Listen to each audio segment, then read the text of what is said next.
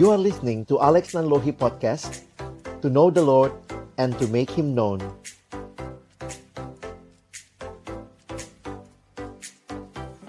Kita berdoa. Tuhan, terima kasih karena Engkaulah Allah kami yang setia di tengah-tengah berbagai perubahan, bahkan juga ketidaksetiaan kami. Firman-Mu lah penuntun bagi kami, bahkan di tengah situasi perubahan yang sedang terjadi. Firman-Mu adalah kekuatan, pegangan, pedoman bagi kami. Kami akan membuka firman-Mu, bukalah juga hati kami. Jadikanlah hati kami seperti tanah yang baik, supaya ketika benih firman-Mu ditaburkan boleh sungguh-sungguh berakar, bertumbuh, dan berbuah nyata dalam hidup kami. Berkati hamba-Mu yang menyampaikan, semua kami yang mendengar, juga interaksi di antara kami, Tuhan tolong. Dalam nama Tuhan Yesus Kristus, kami menyerahkan pemberitaan firman-Mu. Amin. Shalom, selamat pagi teman-teman sekalian. Bersyukur hari yang kedua ini kita bersama-sama bisa kembali belajar bagian firman Tuhan maupun setiap wawasan. Hari ini saya diberikan tema oleh panitia memikirkan tentang preserving message, evolving method. Bahwa di tengah-tengah perubahan yang terjadi, yang sudah kita lihat baik kemarin maupun juga nanti hari ini, sepanjang hari ini, bagaimana firman yang tidak berubah boleh tetap disampaikan dengan berbagai hal yang perlu kita mungkin lakukan, sesuaikan, dan hal-hal yang sama-sama akan kita pelajari di dalam konferensi pemuridan ini. Saya tidak akan eksposisi khusus karena saya ingin lebih banyak men-sharingkan wawasan dan juga ingin nanti memberikan kesempatan mendengar sharing begitu ya dari seorang teman untuk apa yang juga digumulkan ya dalam hal ini. Firman Tuhan hari ini di dalam Ibrani pasal yang pertama, ayat 1 dan ayat yang kedua. Firman Tuhan mengatakan, setelah pada zaman dahulu Allah berulang kali dalam pelbagai cara berbicara kepada nenek moyang kita dengan perantaran nabi-nabi, maka pada zaman akhir ini Ia telah berbicara kepada kita dengan perantaran anaknya yang telah Ia tetapkan sebagai yang berhak menerima segala yang ada. Oleh Dia, Allah telah menjadikan alam semesta. Ada 3 kebenaran yang saya ingin angkat bagi kita pagi ini dalam bagian ini dari 2 ayat ini. Yang pertama, kalau kita perhatikan, ayat-ayat ini menegaskan Allah kita adalah Allah yang berbicara kepada kita umatnya. Perhatikan ayat pertama, perhatikan ayat yang kedua. Dan poin kedua di dalam kebenaran ini yang kita ingin ingat sama-sama, bahwa Allah kita adalah Allah yang menggunakan berbagai cara. Wow, kalau Allah kita itu rigid gitu ya, nggak mau berubah, ya sudahlah satu cara. Bayangkan juga Alkitab kita kalau isinya cuma hukum ya. Semua dari awal sampai akhir cuman jangan begini, jangan begitu, harus begini, harus begitu. Tapi Allah menggunakan berbagai cara. Dan ini yang kita lihat di dalam ayat yang pertama. Pelbagai cara bukanlah sesuatu yang haram gitu ya. Allah cuma berbicara dengan satu cara. Dan saya pikir kalau kita pun merefleksikan pelayanan kita, mari kita tidak menjadi rigid dengan cara. Karena Allah pun menggunakan pelbagai cara. Dan prinsip terakhir, prinsip yang ketiga, Allah kita adalah Allah yang mengutus anaknya. Hal yang menarik kalau kita perhatikan bahwa Allah menggunakan berbagai cara. Dan hal yang menarik bahwa Allah akhirnya mengutus anaknya. Menunjukkan kepada kita bagaimana pedulinya Allah. Dia jadi manusia untuk bicara kepada manusia. Kerendahan hati, kesediaan untuk berkorban, kesediaan untuk merangkul, meraih, saya pikir kiranya juga mewarnai perjalanan pelayanan kita. Allah berbicara dengan berbagai cara dan Dia mengutus anaknya. Nah, eksposisinya cukup sampai situ ya. Selebihnya saya mau sharing wawasan begitu. Karena makin menyadari teman-teman kan bukan kekurangan firman ya. Staf perkantas mah PA-nya jago-jago gitu ya. Saya meyakini bahwa Allah yang sama juga Allah yang tetap berbicara setiap hari termasuk bagi generasi ini. Teman-teman, dulu saya fokusnya hanya kepada apa yang saya sampaikan. Wah, akan mendalam segala macam. Sehingga saya ingat pernah persiapan kelompok kecil awal-awal jadi PKK itu. Wah, sampai luar biasa, baca ini, baca itu. Karena takut anaknya nanya, lalu ketiduran di atas persiapan. Tetapi makin ke sini, saya juga menyadari bahwa bukan hanya apa yang saya sampaikan, tetapi bagaimana menyampaikannya. Nah, ini kita sedikit bicara soal metode ya. Allah bukan hanya Allah yang mau menyampaikan, tetapi dia pun menggunakan pelbagai cara. Jadi kita bukan hanya what you say is important, tetapi how you say it. Nah, mungkin disinilah saya pikir kita mesti meneladani semangat Allah dalam Kristus yang bahkan rela datang, belajar bahasa kita. Kira-kira begitu ya. Nah, teman-teman, waktu itu saya sebenarnya secara sederhana melihatnya begini. Perubahan-perubahan itu terjadi kok di sekitar kita, termasuk salah satunya dalam dunia pendidikan. Teman-teman bayangkan ya, bukan cuma apa yang disampaikan. Bayangkan seorang guru berdiri di depan kelas yang bentuknya seperti ini. Semua hadap depan. Dengan di sebuah kelas yang bentuknya sedikit U. Atau di dalam sebuah kelas yang bentuknya seperti ini. Jadi akhirnya lihat ya, bukan masalah pesannya saja, tetapi bagaimana disampaikan, bagaimana situasi environment di sekitarnya. Oh, itu beda. Nah, menarik sekali. Kita mungkin sudah duduknya, kalau kelompok kecil kan biasanya duduknya bukan kayak kelas ya. Kita melingkar. Tapi jangan-jangan pola ngajarnya satu arah. Kamu diem semua, kita pola ngajarnya mesti pola ngajar yang dari depan kepada murid. Kira-kira seperti itu ya. Sehingga disinilah saya pikir kita perlu memikirkan lebih jauh tentang hal-hal ini. Nah, teman-teman, ada perubahan yang kita sudah lihat ya. Hari ini saya tidak menjamin kita semua langsung tahu segalanya. Saya juga masih bergumul. Nggak ada yang sangat expert dalam perubahan ya. Kadang-kadang kita bongkar pasang, kita coba sana-sini. Dan saya harus katakan saya kagum sama staf perkantas. Teman-teman sudah meresponi perubahan. Ini bukan belum ya. Mungkin dari kemarin waktu kita ngomong ini, itu. Semua bilang sudah lakukan. Saya katakan yes. Tuhan terima kasih. Bahwa kita di perkantas kita meresponi perubahan. Nah, mari sama-sama hari ini kita boleh melihat dan mungkin meneguhkan kembali ya. Bagaimana preserving message, evolving method. Saya melihat ada dua hal yang kita diskusikan dari kemarin. Saya coba link sebentar. Bahwa ada dua perubahan yang saya perhatikan. Pertama, perubahan generasi. Ya, memang generasi berubah ya.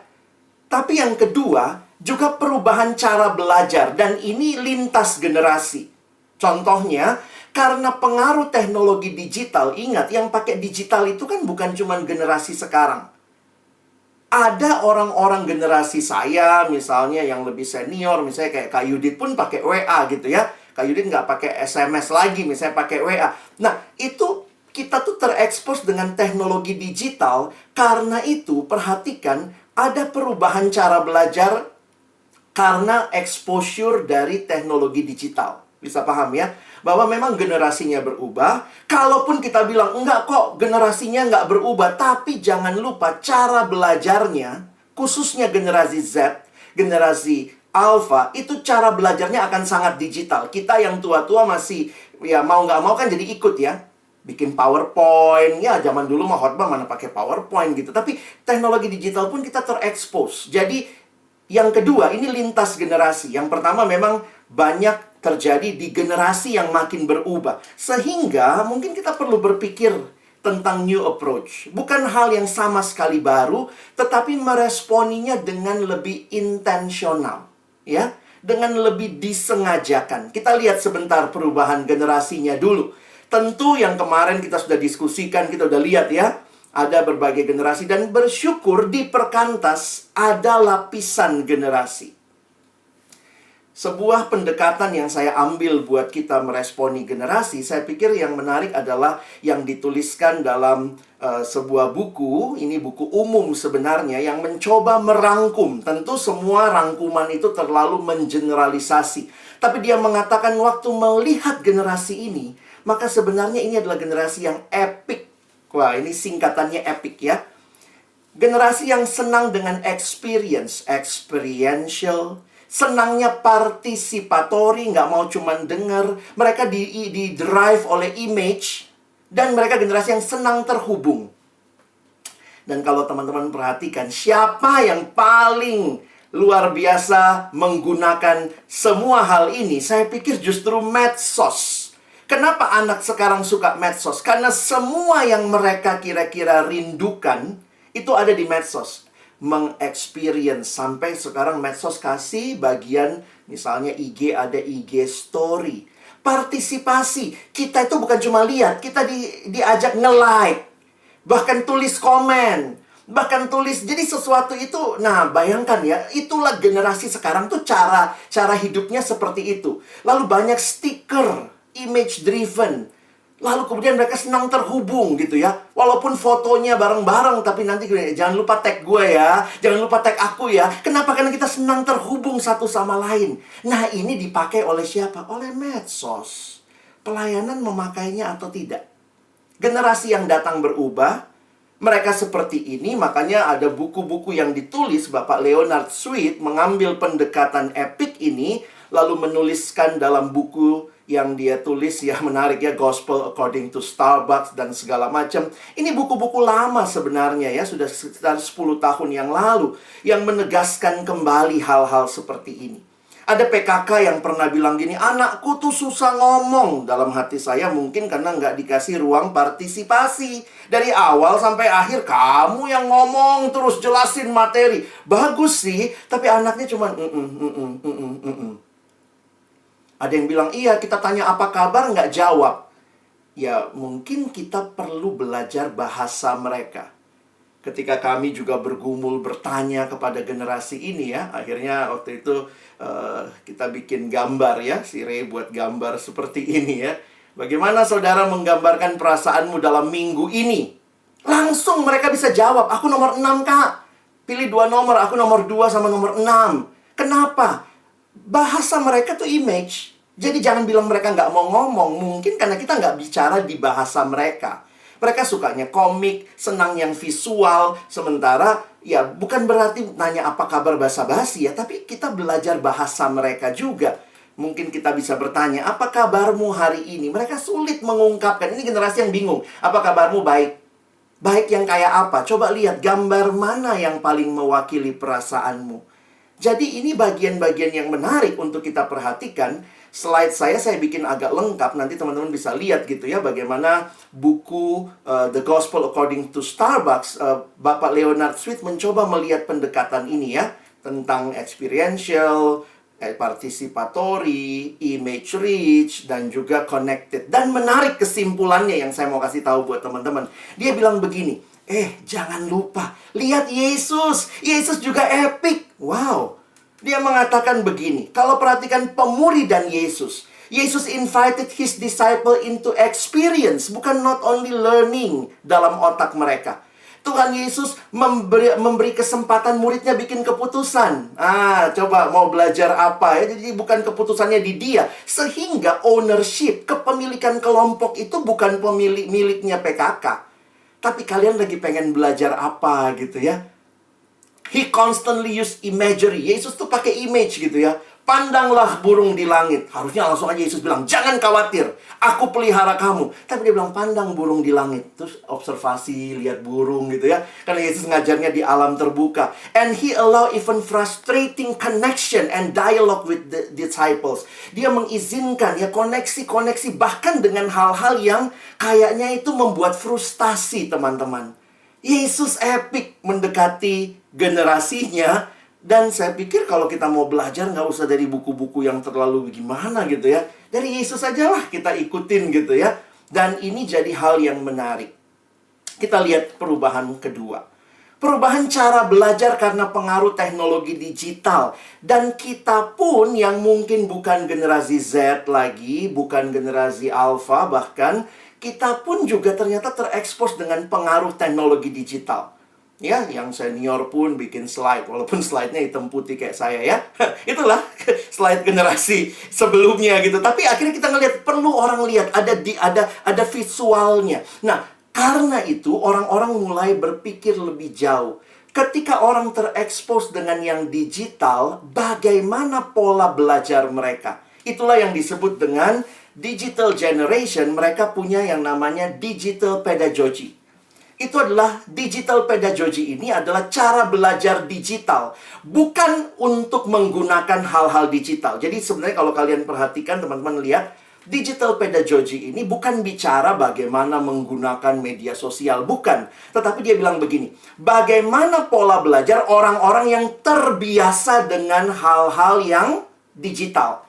Kalau orang itu tiap hari pakai YouTube, pakai Instagram, pakai PDF semuanya, maka apa pola belajar yang muncul yang perlu kita perhatikan? Jadi digital pedagogy memberikan pemahaman belajar itu seperti apa untuk generasi yang terbiasa dengan hal-hal ini. Nah, wah ini panjang lah kalau dibahas ya, bisa satu sesi sendiri. Saya mendalami ini di awal pandemi. Karena saya bergumul gitu ya, gimana? Orang ini anggaplah misalnya pandemi berkepanjangan. Anak-anak tuh terbiasanya seperti ini. Betul kita mau ketemu dan kita perjuangkan ketemu fisik. Tapi kalau lagi nggak bisa ketemu, apakah kita tetap bisa belajar? Bagaimana pembelajarannya? Apakah 2 jam? Kalau offline 2 jam, ketawa ke TV, pakai snack. Dipindahin ke depan layar 2 jam. Capek juga ya. Jadi akhirnya saya lihat apa sih pendekatan. Nah akhirnya saya coba mendalami digital pedagogy ini. Yang intinya sebenarnya ini ya, agak seirama dengan apa yang kita lihat di Epic tadi. Dia mengingatkan bahwa ini generasi yang terbiasa conversation, contribution. Sementara kita yang orang lama terbiasa kasih konten. Ini penting buat kamu, kamu perlu tahu ini. Nah sehingga dia bilang, waktu kita belajar digital pedagogy, mengajar buat generasi yang terbiasa digital, ingatkan kita harus bergerak dari model pembelajaran lama yaitu konten kepada conversation. Ya, dulu cuma dikasih materi, iya, tapi ada conversation, ada contribution. Lalu kemudian dari dulunya cuma pengguna. Oh, apa yang dikatakan oleh PKK, ya udahlah, iya. Tetapi kepada creation, coba ajak mereka buat sesuatu. Wah, biasa gitu. Apa dapat berkat apa hari ini? Coba posting ya di IG ya, di story ya. Jadi mereka bukan hanya sudah belajar, consumption, but also creation. Lalu kemudian dari correct. Dulu kita ngajar, ini benar, ini salah. Ini harus begini, harus begitu. Tetapi generasi ini terbiasa dengan banyak informasi yang kita harus ajarin bagaimana mereka jeli melihat mana yang benar, mana yang tidak. Jadi diajak dari correct to correcting.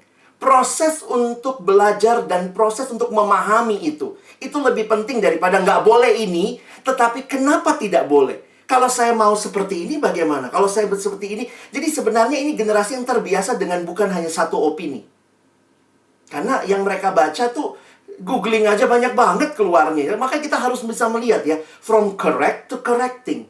Dan dulunya kita mau ya, kalau kelompok kecil jangan ada yang nanya lah ya. Pokoknya semua terima dalam nama Yesus, amin begitu ya. Tetapi memang semua hal di atas membuat kita mengizinkan sebuah ruang di mana ada kemungkinan terjadi chaos.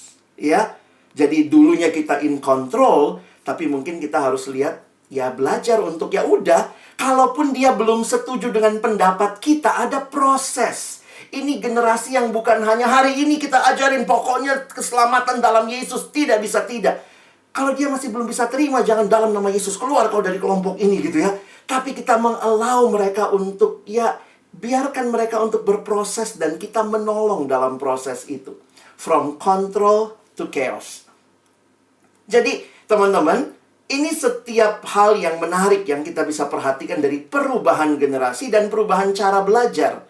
Nah, dalam survei yang dilakukan, ini cara belajarnya generasi Z. Kalau generasi Z itu belajarnya itu 51% itu melalui learning by doing. Waktu mereka mengerjakan. Maaf ya, slide saya belum ganti ya. Semoga nanti ini. Generasi Z itu belajarnya dengan by doing, working through examples. Sementara 38% dari mereka itu melalui melihat. dari hasil survei ya. Dan hanya 12% kira-kira mereka serap dari mendengar.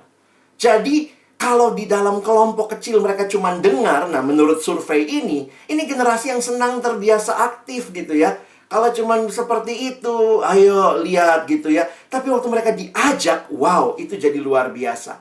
Nah, hasil kesimpulan ini dijelaskan oleh satu artikel yang saya baca, maaf saya belum sempat terjemahkan. Dia bilang begini, sebagaimana teknologi itu mengalami evolusi, maka cara belajar individu lintas generasi ini pun mengalami perubahan.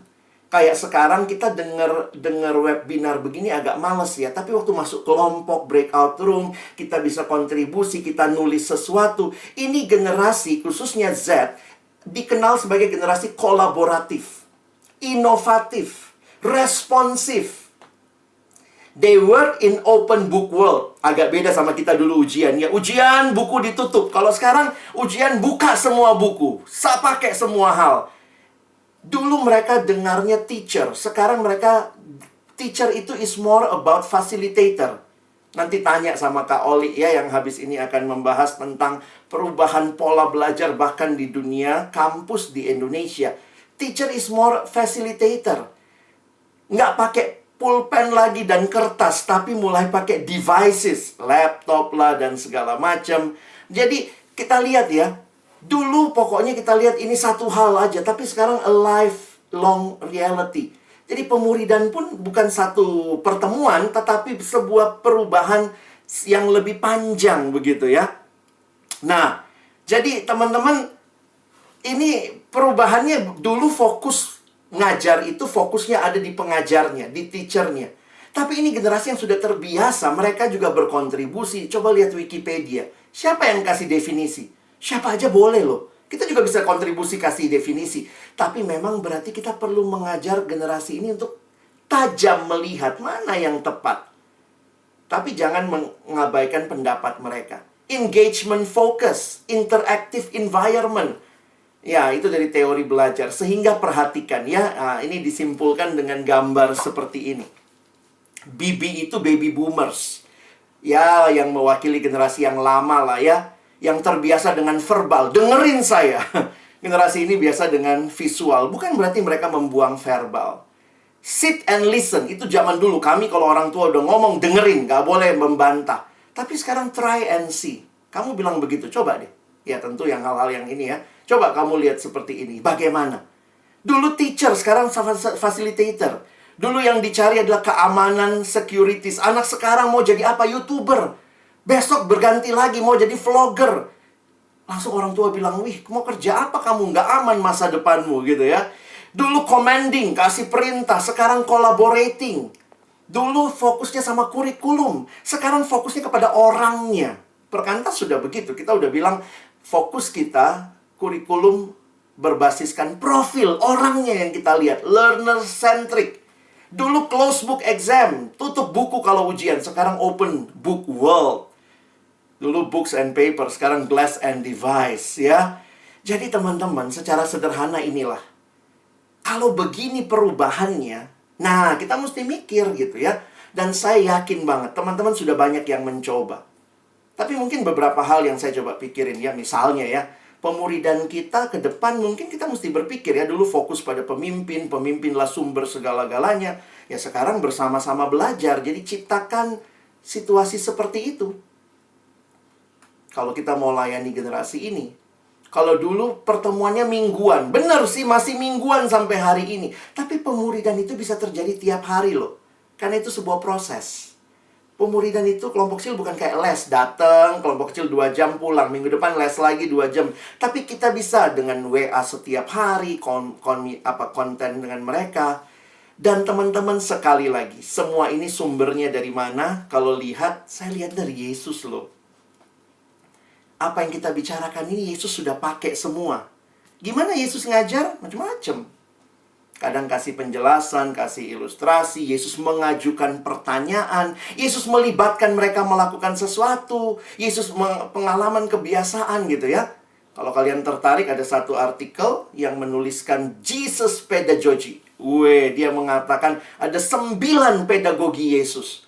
yang dia gunakan. Kenapa? Ini hal-hal yang Yesus sudah lakukan, teman-teman. Dan engkau dan saya bisa ikut melihat, belajar. Ya, coba ingat ya, sebagian besar pengajaran Yesus muncul gara-gara muridnya nanya.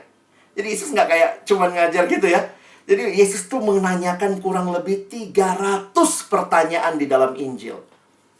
Jadi kalau pemimpin kelompok kecil ke depan, mungkin kita butuh training membuat pertanyaan gitu ya. Karena a good question is the key to unlock the heart. Nah, jadi kalau kita lihat memang ya teori belajar ya, piramida belajar itu gambarannya begini. Yang atas namanya pembelajaran pasif, yang bawah pembelajaran aktif. Kalau cuman yang engkau baca, engkau lihat dan dengar, lihat demonstrasi itu pasif. Tapi pembelajaran aktif kalau kita mulai terlibat, bahkan dipraktekkan, bahkan lebih luas lagi, sampai dia mengajarkan kepada orang lain. Bukankah itu tujuan kita? Murid yang memuridkan kembali. Learning pyramid ini menunjukkan bahwa Yesus tidak hanya mengajar pasif, tapi Yesus mengajar aktif. Kelompok kecil modern terfokus kepada apa yang harus kamu tahu, tetapi mungkin kehilangan dinamika bersama-sama belajar. Saya minta adik saya Ray, yang tentu dari generasi yang lebih muda, coba bisa share ya, apa yang Ray alami juga, apa yang Ray saat ini atau pernah lakukan dalam memimpin kelompok. Silakan.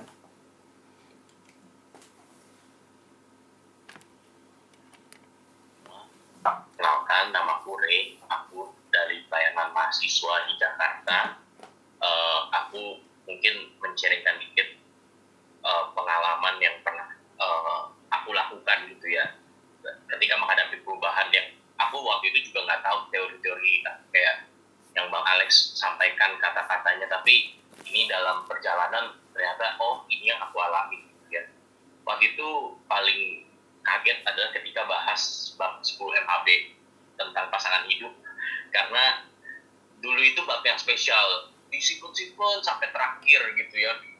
Kayaknya mesti diaplikasikan dulu sama PKK-nya baru bisa ngajar. Berkala kali Tuhan Yesus nggak bisa ngajarin kali bab 10. Nah, tapi pengalamanku adalah adik-adik ini masalahnya itu udah lihat tentang pacaran pernikahan di Instagram. Itu bab yang lebih maju di awal. Itu udah sering mereka temukan, dan aku nggak bisa lagi cuma nanya pertanyaan, menurutmu tujuan pacaran tuh apa sih? Kayak mereka udah punya jawabannya gitu. Menurutmu kriteria yang ideal tuh seperti apa? Mereka mungkin bisa kasih opini, tapi mungkin nggak akan berikan opini terdalam mereka. Nah, akhirnya waktu itu aku coba gitu ya, gimana ya mulai percakapannya. Dan waktu itu akhirnya aku ngomongin dengan kenapa sih orang selingkuh, karena waktu itu lagi jabatnya drama itu ya, World of the Married Couple itu hits, katanya ibu-ibu jadi ngecekin HP bapak-bapak gitu, dan anak-anakku sih cowok nggak ngeliat drakor ya, tapi aku kasih lihat sinopsisnya, dan pertanyaanku, kenapa sih orang yang udah punya semuanya gitu masih selingkuh? Waktu itu macam-macam ya, dan ternyata mereka sharingin apa yang mereka baca di Instagram atau di Reels, kayak kenapa jadi cewek mesti gimana supaya cowok nggak selingkuh, jadi cowok tuh mesti apa supaya, jadi ternyata mereka punya pengalaman melihat bukan cuma tujuan pernikahan, masalah bahkan langsung selingkuhnya kayak gitu. Dan tapi dari situ kemudian aku coba tanya apa gitu ya, waktu itu akhirnya aku coba susun, dan akhirnya aku tanya gitu, bukan hanya kenapa orang selingkuh, tapi aku tanya, menurutmu kamu sendiri tuh sanggup selingkuh nggak?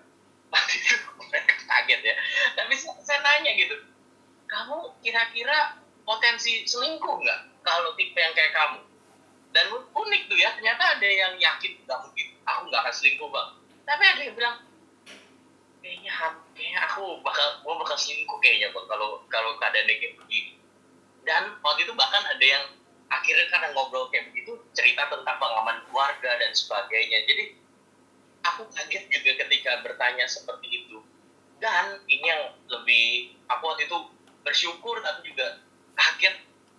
Ternyata dari 5 orang, 3 3 orang itu punya fake account. Saya nggak tahu abang kakak tahu atau enggak, tapi anak-anak sekarang tuh punya fake account yang untuk melihat akun-akun lain, nge-follow Twitter atau Instagram yang nggak akan karena mereka pakai nama palsu dan sebagainya. Dan ternyata mereka 3 orang tuh punya, dan akhirnya ternyata itu untuk melihat, ya jujur aja, akun-akun yang bokep gitu ya, pornografi dan sebagainya. Saya nggak jadi boban. Ketika akhirnya percakapan habis, saya nggak jadi tunggu dulu deh, aku mesti mikir dulu deh kita mau ngapain kayak gitu. Akhirnya waktu itu dalam waktu kurang lebih seminggu gitu kita bilang, ya udah kita istirahat kita bahas lebih lanjut ya. Dan makanya kan pasangan hidup pernikahan itu kan menarik. Kemudian aku kepikir aku mesti gimana caranya kasih tahu mereka yang real life-nya kayak apa. Akhirnya aku kontak salah satu mereka perempuan, dan aku minta, kita boleh nggak ketemuin AKTB-mu yang perempuan sama AKTB-ku yang laki-laki. Dan aku sederhana mau nunjukin yang kamu baca di Instagram itu tuh bohong gitu loh. Nggak ada perempuan atau laki-laki, atau cara ngeliat laki-laki perempuan di real life itu tuh kayak begitu tuh, itu cerita doang gitu loh. Itu bayangan doang. Nah, waktu itu akhirnya kami janjian, ya udah kita bikin sesinya, cowok tulis semua pertanyaan untuk cewek, kira-kira mau nanya ke cewek tuh apa, cewek juga kira-kira kalau mau nanya ke cowok tuh apa, kumpulin di kaleng, terus diundi, terus nanti diambil, terus nanti jawab cewek dari pertanyaan dari cowok, cowok pertanyaan dari cewek. Dan jujur kami juga takut waktu itu, bakal keluar pertanyaan aneh-aneh, nggak ya, bakal keluar yang nggak sopan mungkin, atau mungkin kayak gimana. Dan ternyata bener keluar pertanyaan-pertanyaan yang kayaknya kok nanyanya begitu gitu. Tapi ternyata mereka biasa aja ngomonginnya gitu loh. Cewek juga nanggepin pertanyaan kayak begitu tuh, oh ternyata emang udah sering ngomongin, maksudnya emang udah sering lihat kontennya ngebahas hal itu. Jadi kayak yang kami takutkan itu ternyata mereka nggak takutkan. Itu yang aku kayak, oh ternyata pembicaraan kayak begitu tuh lalu lalang ya. Itu jujur aku juga kayak, ya ampun, aku nggak mungkin seumur-umur bakal nanya kayak begitu ke orang lain. Tapi mereka berani tanya hal-hal seperti itu. Nah, dari pertemuan itu, barulah kemudian kami sama-sama, karena bareng-bareng, kita print out kejadian 2:18-25. Kami nggak pakai buku gitu, kami print out, dan kami minta mereka stabiloin gitu ya. Bagian-bagian mana yang muncul dalam percakapan tadi, yang berkaitan dengan percakapan tadi, dan kita tanya, apa kaitannya percakapan dari tadi dengan bagian-bagian di Alkitab. Aku cuma pengen nunjukin buat sederhana waktu gini, ngomongin pacaran tuh atau ngomongin seks itu tuh ada di Alkitab, nggak cuma di Instagram, nggak cuma di TikTok. Maksudnya semua aspek, ya ini doaku gitu, semua aspek itu tuh ada di Alkitab. Aku cuma mau nunjukin kita punya bandingannya sama di dalam Alkitab kayak gitu. Dan jujur itu jadi percakapan yang paling meaningful setelah beberapa bulan KTP. Jadi saya sadar sih memang relasi keterbukaan itu emang butuh waktu gitu ya. Dan kadang-kadang kita nggak tahu di percakapan yang paling ngeri seperti apa, justru jadi percakapan yang paling meaningful. Dan ya setelah selesai, aku sebagai sama-sama cowok ya aku sharing lah ya. Aku mau ngaku nih, aku juga sering jatuh dalam dosa masturbasi dan sebagainya, karena sama-sama cowok gitu ya. Dan ya mereka kaget kali ya, maksudnya aku orang yang biasa ya yuk makan atau yuk main kayak begitu ya, apa-apa ngajaknya makan main, tiba-tiba ngomong kayak begitu tuh, itu awkward banget. Saya ngeliat banget gitu ya, saya sharing semua pada nunduk.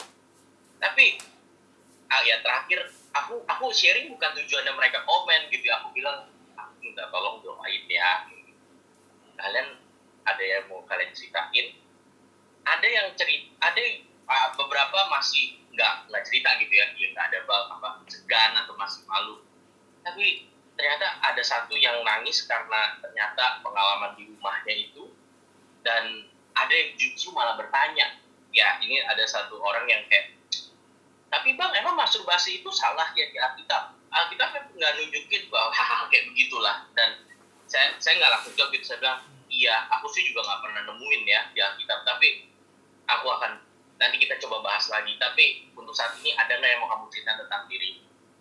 Dan disitulah aku kayak kembali ceritakan apa yang membuat aku basi bangkit adalah Kristus kayak gitu. Jadi buat saya udah jujur, jaminan keselamatan itu saya bukan bab yang saya sampai di awal, justru di akhir setelah kita bahas berbagai topik. Karena buat saya di situ mereka melihat apa ini juru selamat dalam hal seksual, dalam hal godaan, dalam hal studi, ambisi, dialah juru selamat kita. Jadi aku kembali beritakan Kristus, dan ya aku ajak gitu seminggu depan kita saling doain yuk tiap hari, jaga kekudusan, nggak jatuh lagi. Dan aku minta gitu ya, berdoanya ketik di WA group gitu ya, Tuhan hari ini aku mau begini, Tuhan aku hari ini mau begitu. Ada yang melakukan, ada yang nggak melakukan gitu ya. Ada juga yang paling cuma hari pertama terus besok-besokannya kelupaan, padahal cuma ngetik di WA. Akhirnya aku pikir ya udah, aku yang DM ke IG mereka deh, karena mereka lebih sering buka IG kan daripada WA. Karena itu aku kayak mau nunjukin aku tahu gitu ya, aku hadir di Instagram, aku DM doa ke IG mereka. Ya dengan harapan sih suatu saat ketika mereka tergoda untuk buka fake account-nya itu, ya mereka boleh ingat lah percakapan. Nah, jadi bagi saya, abang kakak dan teman-teman, jujur menjadi kreatif itu bisa menjadi sebuah beban. Saya pernah di masa, itu jadi beban. Musik kreatif. Tapi jujur aja ada juga di masa-masa saya merasa kreatif itu jadi berhala. Pokoknya apapun yang terjadi kita musik kreatif. Tapi pengalaman ini menolong saya belajar kreatif itu berbicara tentang mengasihi. Betul berbicara tentang inovasi, tentang perubahan, tapi saya lebih suka kreatif dari apa yang kita katakan. Kreatif itu rendah hati, lemah lembut, dan sabar untuk mengenal dan mengasihi mereka dalam bahasa mereka. Teman-teman, abang kakak, dan rekan-rekan, saya berdoa kita semua pasti punya cerita-cerita seperti itu, dan aku sebenarnya secara pribadi pengen juga gitu ya, pengen ide, pengen pengalaman, dan siapa tahu bisa berguna buat aku ke depan dalam melayani adik-adik. Kiranya kita semua boleh menikmati hal itu. Terima kasih Bang Alex, terima kasih abang kakak, teman. Thank you, Ray.